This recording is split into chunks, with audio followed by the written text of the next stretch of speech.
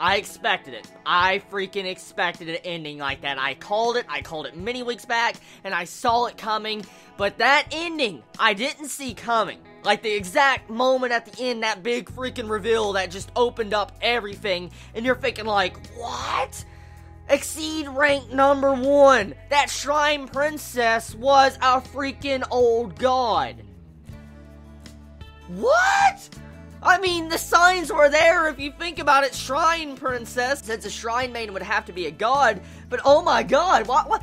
That must mean they're planning a season 2 for them to reveal something like that. I mean, literally reveal something major like that right at the end, the final moments. And when you just see Sora and Shiro say, "Let the games begin," and when it cuts into black screen, you know they're gonna make a season 2. You might as well say they confirmed a season 2, unless they just butchered that last moment, which I highly doubt. But still, that ending, oh my god, dude, that was freaking amazing. It really was, because I just did not see that coming. Wow, what a freaking reveal. I thought it was going to end right where Tet was announcing, saying, "Bring all the races up here and battle me," and stuff. I thought it was going to end right there, and we were just going to cut to all the different characters, see what they're doing, even in the series. I did not expect a major reveal after that.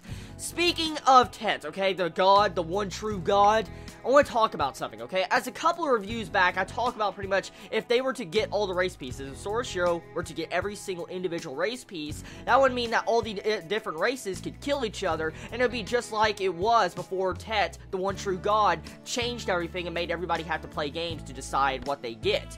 And so, I said that and brought it up, but with this ending, it pretty much says that you should never conquer a race piece. That's something you should never go for. That's what Sora and Shiro say. And so, what you have to do to fight Tet, you have to have fun, and at the same time, when you get up there, you have to have all the races backing you. All the races have to bring their individual race piece and put it on a chessboard and let one person fight Tet, the one true god. That right there, I did not expect. I mean, it kind of levels down the dramatic issue and the drama I see the series could have in the future, but that's fine with me, because most likely, with race pieces still there, it's possible eventually a race could be stolen, and, you know, someone could take the race piece. But I'm just going to say right now, at this moment, from what we can see, is that race piece should not be taken, and all the race pieces, to get up there to play Tet, you have to play on a chessboard and use each individual chess piece.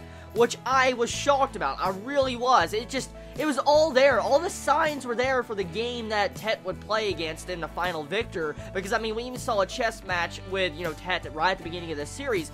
And so, all of the foreshadowing was laid down, but I never saw it.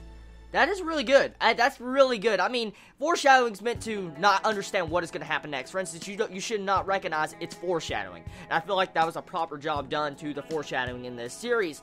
Now, this virtual reality game that Sora and Shiro were a part of with Isuna, I'm going to tell you that was a shocking ending as well. Seeing Steph just shoot Izuna in the back, I never saw that coming. I mean, seriously, she was shown useless since the very first time she entered that virtual reality, getting destroyed by NPCs and everything, but all of a sudden, you know, she does that. Now, I want to ask a quick question. It might be because I didn't pay attention enough to the overall rules, or I missed something, or it could be a plot hole. I don't know.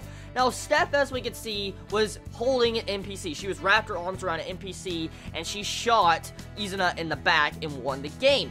Now, if I remember correctly from when the rules were introduced, okay, if you touch an NPC, they will suck away all, like, your love power to where you can't shoot your gun anymore. And so, shouldn't, you know, Steph touching the NPC and holding her kind of drain her energy? Or is there something else going on? Was there different types of NPCs that were not the people that would suck out your energy? See, I may have missed something. I'm just saying that right now. I may have missed something, or it could be a plot hole, I don't know. Or maybe it wasn't explained properly in the introduction of the rules of it. But I noticed that, and I want to bring that up in case if anyone really does know about that, please let me know in the comments below. One thing, though, I will say, that freaking animation this episode was top. It was really top, and I love it. I love this art style of this series. That's something that I never would have thought. I mean, when this series first began, nobody can deny that art style was just freaking disturbing. I mean, it was so bright and colorful. It's like your eyes were fangasming in your freaking eye sockets. You're like, oh, my eyes! That's exactly how it was. And I love that. I love it. It's just, the art style is visually pleasing to the eyes. The more you watch this series, the more it just sinks in that you enjoy this art style. Though overall, I love the music, I love the characters. We did not get that completion of the overall plot like I stated multiple times, which I expected. I did not expect them to beat Tet, the one true god, at the end of the series, because then I would be ranting on the series if that happened, because there's so much more potential this series could have, and the only way possible to get all these other individual race pieces or get everybody on your side was to go to each individual territory and have an arc for it, which I am so glad the studio that's making No Game No Life decided to go the smart route. They decided to just focus on one race, the Eastern Federation. Now it looks like the next race that we'll see being fought is the Exceeds, and Exceed ranked #1 at that. So it's going to be a shocking Season 2 when it finally comes out. Now I wonder exactly if Blank will lose against that Exceed #1, because I mean, this is one of the top class people right underneath Tet, the one true god. So what kind of power does this person have? That's something we really need to know. Overall, I've enjoyed the ride. I've enjoyed No Game No Life. It's had great things about it, great moments, great fan service. Even though I don't like fan service, the fan service hasn't been that bad to where it distracts the plot. I mean, look at this point on, right here at this episode, okay? You may look at it as it's slow and nothing really got accomplished in the end, but would you rather an anime like this, or would you rather have an anime that rushes everything, butchers it, and tries to compress like 8 volumes into 12 episodes?